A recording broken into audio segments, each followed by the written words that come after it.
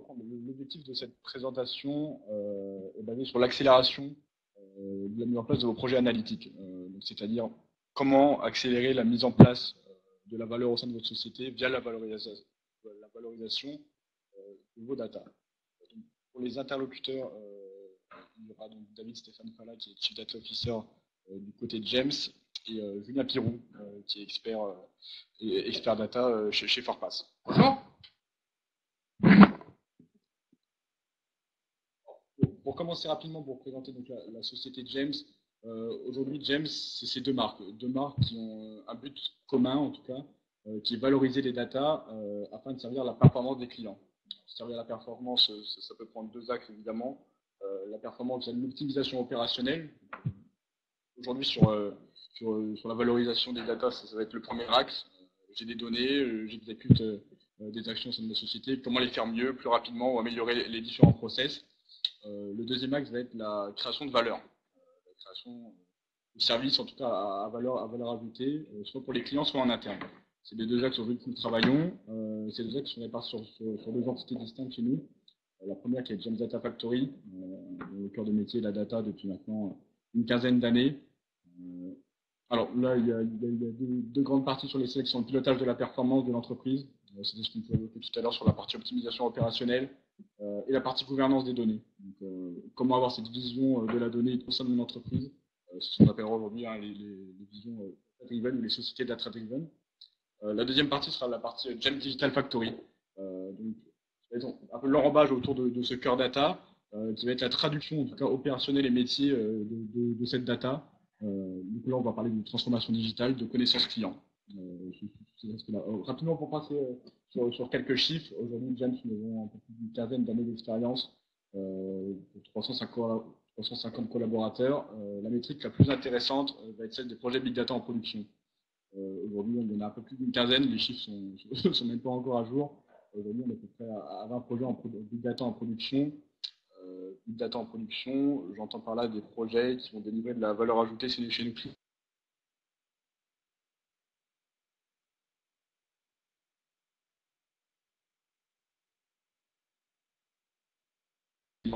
Qui vont répondre à des use cases métiers. Aujourd'hui, c'est des applications et des projets qui tournent au quotidien chez les clients, essentiellement aujourd'hui, mais avec des antennes et des bureaux à Londres, New York et Tel Aviv.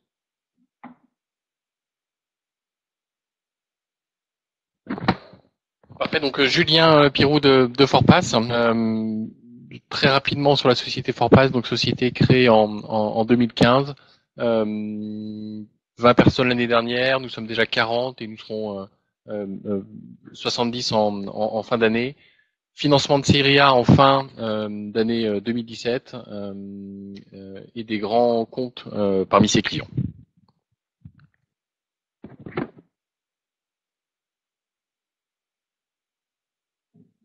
Pour rentrer dans le sujet désormais, le titre de la série, c'est Modern Technology.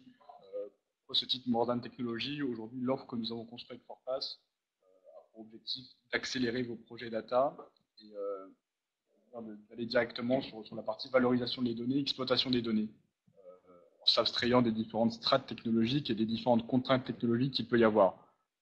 Aujourd'hui, et de façon classique, la construction d'un projet data va être assez longue et fastidieuse. La mise en place d'ETL, de bases de données. Par-dessus, on aura une solution de data science, éventuellement 3 ou 4 solutions de reporting.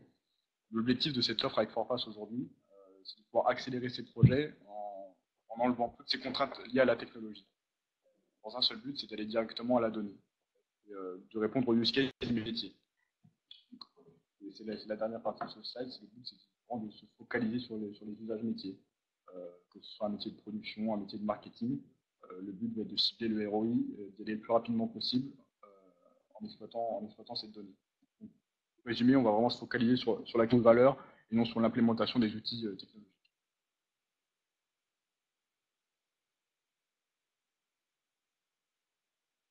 Concernant le volet GDPR, qui n'est pas forcément un use case métier, qui est un use case qui va concerner l'ensemble des acteurs.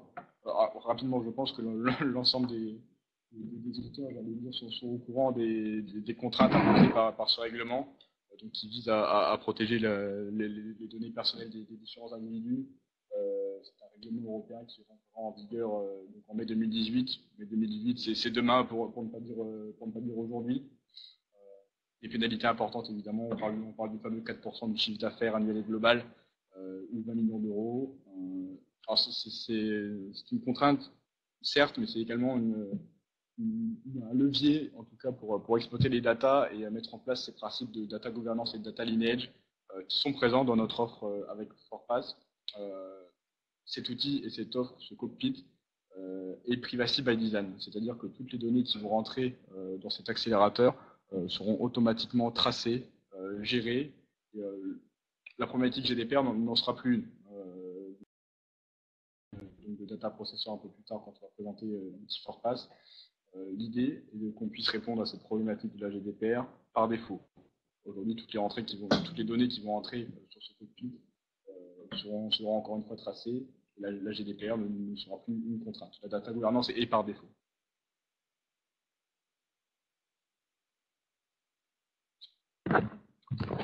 Je vous propose de parler de ForPass.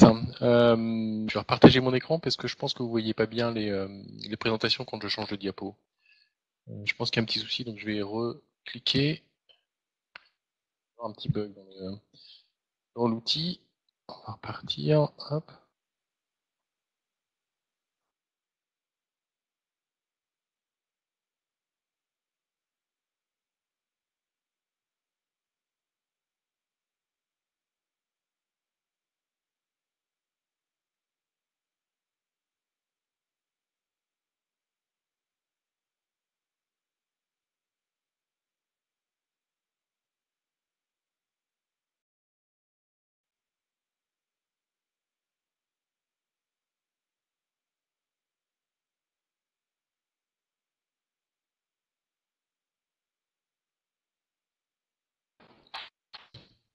Allô?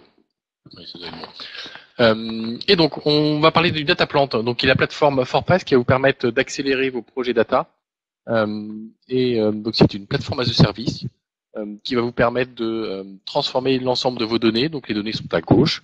Il y a différents types de données, des données issues d'IoT, open data, des données internes qui seraient de vos ERP, de vos CRM, ou tout simplement de fichiers qui vont rentrer dans la plateforme, être stockés, être transformés.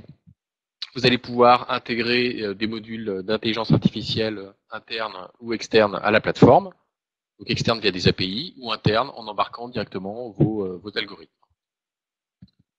Les données sont donc stockées, elles vont être restituées après, elles vont être exposées et restituées. Elles vont pouvoir être restituées par des applications ou vers des applications, par exemple un CRM, ou vers des machines, pour faire du machine to machine. Vous allez piloter un robot ou un objet. Et elles vont également pouvoir être restituées dans une application de type dashboard analytique. Cette plateforme est une plateforme, et ça c'est une particularité, est une plateforme multi-cloud. Elle a la capacité de se déployer sur l'ensemble des cloud providers du marché. Donc sur cette diapo, on est sur le GCP, sur Google Cloud Platform. Donc on va pouvoir déployer l'ensemble de ces plateformes sur Google Cloud. Et si besoin, on va pouvoir déplacer la plateforme sur d'autres cloud providers de type OVH ou AWS. Et donc pour cela, on se base pas du tout sur les services proposés par chacun des cloud providers, ce qui nous permet une indépendance totale par rapport à ces fournisseurs de services. Et si vous regardez en bas à gauche, on a aussi la possibilité de se déployer on-premises sur du matériel hyperconvergé Cisco. Et là, vos données elles restent chez vous, derrière les pare-feux, et sécurisées.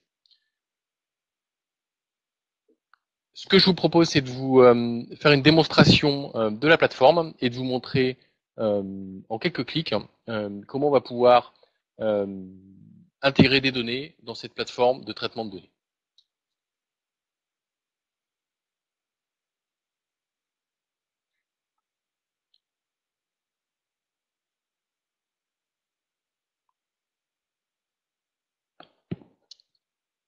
Alors, je modifie mon partage d'écran et ça devrait arriver.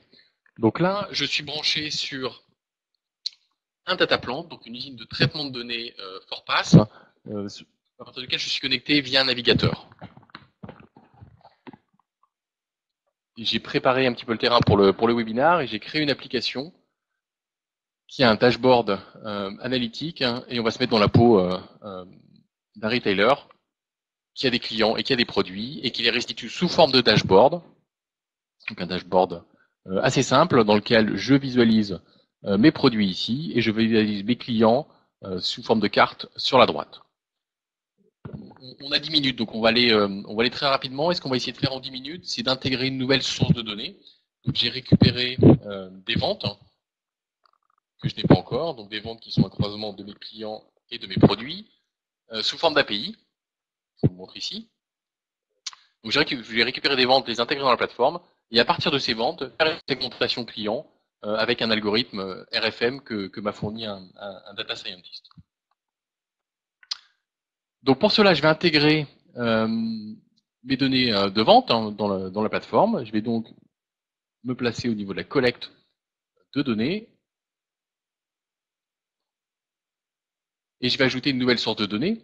Je vais ajouter une nouvelle source de données en plus de mes produits et de mes clients. Et je vais l'appeler Sales. Ma source de données est de type API.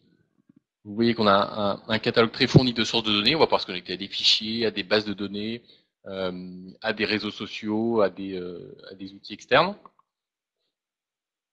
Je vais lui préciser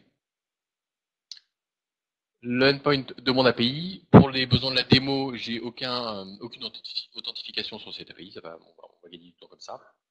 Et bien sûr, on gère la partie OAuth1, OAuth2 ou des modes d'authentification personnalisés.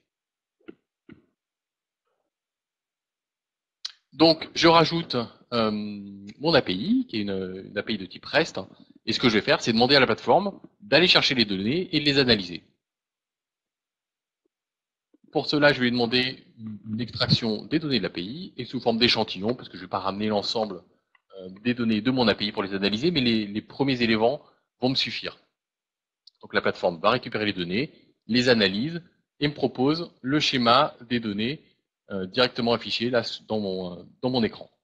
Donc elle a identifié les différents éléments, les différents objets de mon fichier JSON. Donc on va retrouver du chiffre d'affaires, du mois, des quantités, des codes produits, des codes clients. Une fois que j'ai analysé les données de mon API, je vais les placer dans ma logique de données stockées dans la plateforme. Je vais donc les placer à côté de mes clients et de mes produits.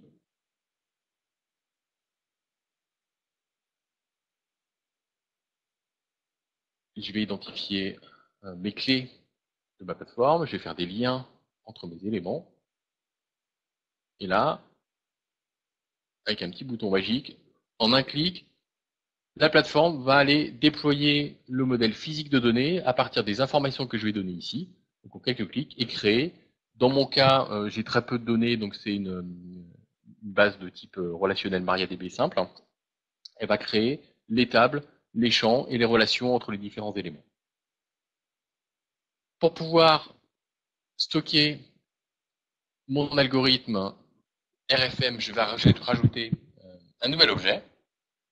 Cet objet, je vais l'appeler Customer Score. Et dans cet objet, je vais ajouter mon identifiant client, qui est un Customer ID. Et je vais également rajouter les 3 attributs de mon RFM. Donc, mon scoring sur la récence, de quand date de la dernière commande, mon attribut sur la fréquence, le nombre ou la fréquence des commandes de chacun des clients, et un dernier attribut sur le montant. Est-ce que c'est un gros client en termes de valeur ou est-ce que c'est un moins gros client? Dernier élément, je vais rajouter le segment qui sera une prédiction de mon algorithme RFM. Je vais brancher au niveau de mes clients et je vais construire mon modèle physique. Donc déployer la table de scoring de mes clients. Et là, en quelques clics, je viens d'ajouter des données de mes ventes, de mes commandes, et des données et des éléments de scoring. Je vais ensuite déclencher le chargement des données et envoyer mon algorithme dans la plateforme. L'envoi de l'algorithme, j'ai fait un algorithme en Python, RFM, assez simple, ici, que j'envoie dans la plateforme.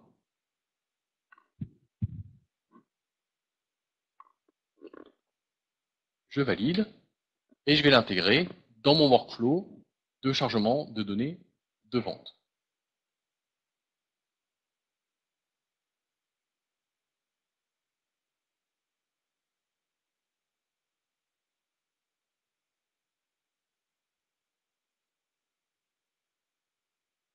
Et je démarre mon workflow. Donc vous voyez maintenant le chargement de données. Donc on va charger les données de vente de mon retailer. Pour les besoins du webinaire, j'ai limité à 20 000 lignes. Mais élément intéressant, et ça je vous le montrerai sur le salon Big Data, c'est la capacité de la plateforme à paralléliser les traitements. Et dans le cas de l'ETL, on travaille avec des workers qu'on va pouvoir paralléliser et mettre par exemple 10 workers en parallèle pour traiter presque 10 fois plus vite l'import de données. Donc là, on bénéficie de toute la scalabilité du cloud pour l'import de données et pour l'ensemble des traitements qui sont effectués dans la plateforme. Donc mes données de vente ont été importées, ma segmentation a été calculée, et ce que je vous propose maintenant, c'est de travailler sur la partie restitution des données. Pour cela, on va préparer des requêtes. Je vais vous montrer les requêtes.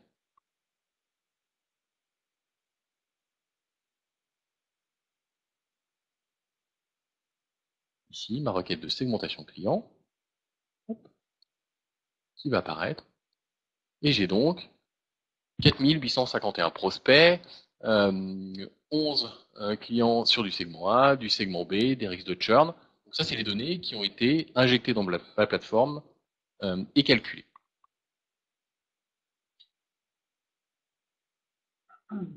Ces données, je vais les restituer maintenant dans mon application analytique. Pour cela, je vais passer par le mode de dashboarding intégré à la plateforme.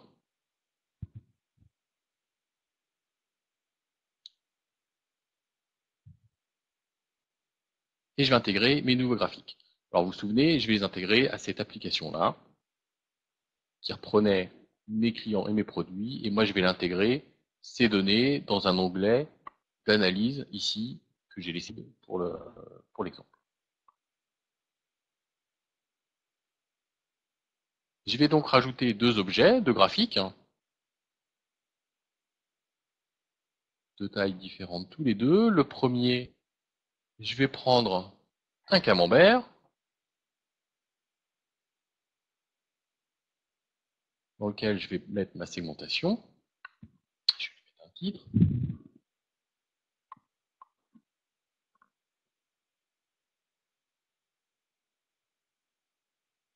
Et dans le deuxième graphique, je vais prendre une courbe et je vais afficher tout simplement les ventes.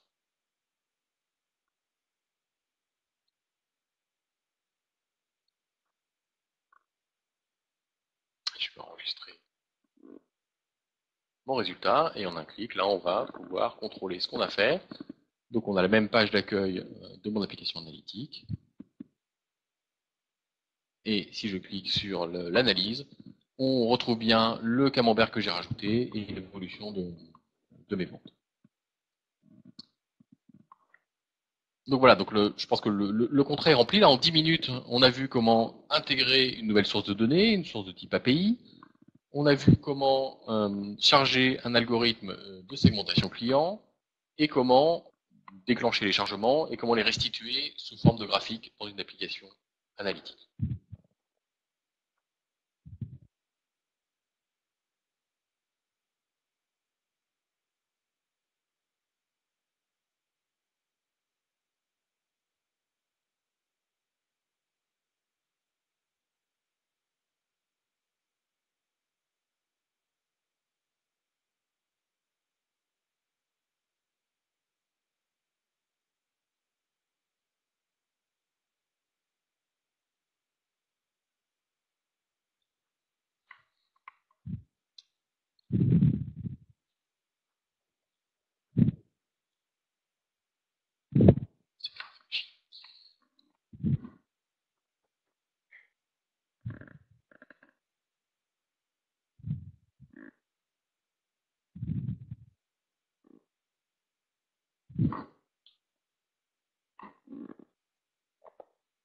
Et donc en synthèse de cette démonstration, on a pu voir la simplicité de création d'une nouvelle application analytique ou de nouveaux éléments d'une application analytique, la rapidité à laquelle on a pu le faire. En 10 minutes, là, on a pu rajouter des éléments et intégrer un algorithme.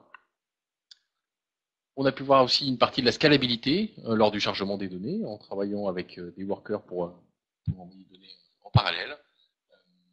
Et également, il y a une partie gouvernance et sécurité sur laquelle j'ai pas fait de focus. Mais ce que je vous propose, c'est de venir nous retrouver sur le salon Big Data, sur le stand de James, pour que nous puissions échanger sur le sujet.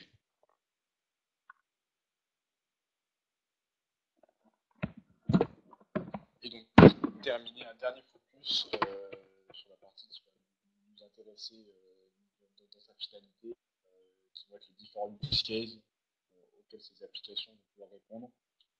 Alors aujourd'hui, on va vous présenter quelques use cases qui sont forcément présents dans les sociétés aujourd'hui françaises. Alors, ce sont forcément présents en pluriel. C'est un use case ou plusieurs use cases au sein d'une même société. Et pour répondre d'ores et déjà à la question, la plateforme Forpass, en tout cas un data platform Forpass, va pouvoir répondre à un ou plusieurs use cases de façon complètement scalable, comme l'a présenté Julien. Rapidement, pour passer sur ces quelques use cases. Excusez-moi, Monsieur Pirot, est-ce que vous pouvez parler bien fort parce que là, on vous entend beaucoup moins bien. Merci. Oui, merci. Alors, comme je l'ai dit, on va repasser rapidement en revue ces quelques use cases qui sont présents dans les différentes sociétés, donc un ou plusieurs, auxquels la plateforme Forpass et le data platform Forpass vont pouvoir répondre de façon complètement scalable. Donc aujourd'hui, on va parler d'analyse temps réel dans ces entreprises. Aujourd'hui, les données, la plateforme a la capacité de gérer ces sources en temps réel.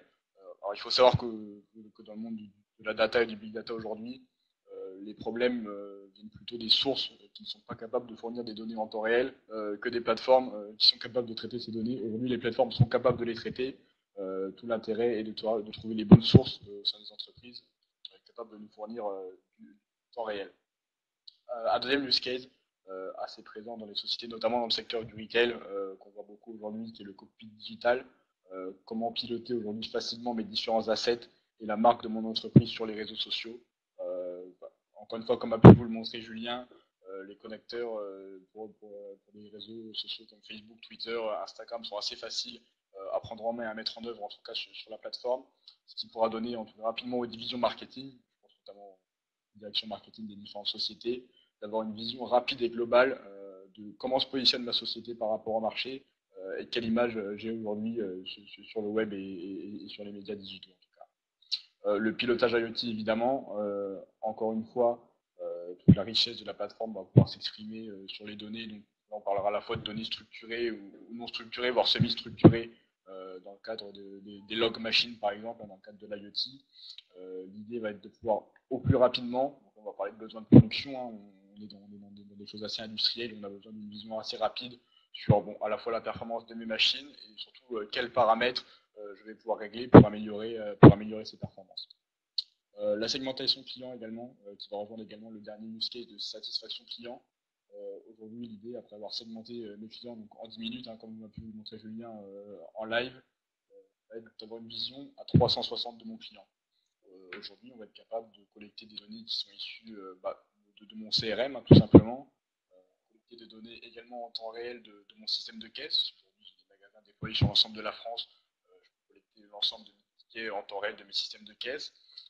Et avoir par la suite des analyses à des niveaux de granularité différents. Les vendeurs pourront suivre leur vente sur tel ou tel produit en direct sur une segmentation client bien définie. Une granularité peut-être un peu plus grossière, j'allais dire, pour les directeurs du site ou les directeurs de division qui pourront avoir le reporting associé en tout cas à la vision de leurs clients. Alors évidemment derrière, hein, on parle d'un ROI assez immédiat, le but ça va être de gagner en réactivité pour pousser le bon service ou le bon produit au client au bon moment. Enfin, on revient au basique du marketing, encore une fois le but est toujours très métier. Cette offre aujourd'hui avec Forpass va être vraiment accélérer et d'aller directement sur cette valeur. Le dernier use case rapidement, qui porte sur la détection des fraudes. Aujourd'hui, la granularité et la capacité à gérer des grands volumes de données va nous permettre d'analyser des données de façon beaucoup plus fine et de façon beaucoup plus rapide.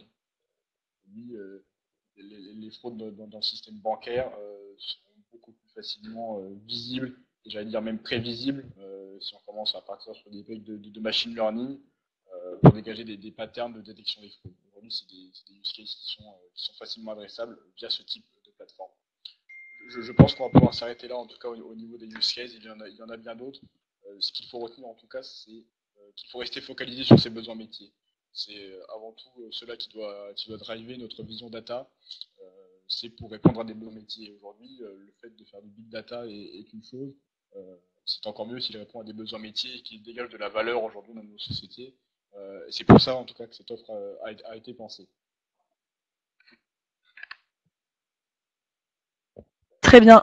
Merci, Monsieur Pirou. S'il y a des questions, n'hésitez pas à les poser sur le chat du groupe. Merci.